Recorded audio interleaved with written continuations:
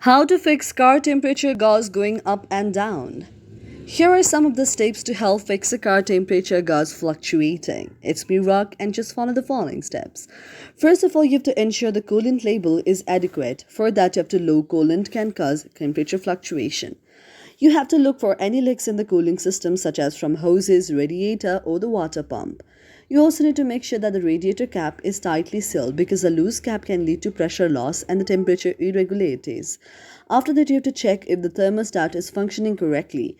A stuck thermostat can cause temperature fluctuation. You have to ensure the cooling fans are operating properly because faculty fans can lead to the inadequate cooling. You also need to inspect the water pump for any sign of damages or the malfunction because a faulty water pump can result in the poor coolant circulation. If the coolant is dirty or contaminated, you have to flush the coolant system and replace with the very fresh coolant. Thank you for watching our video, and if you like it, do not forget to subscribe our channel.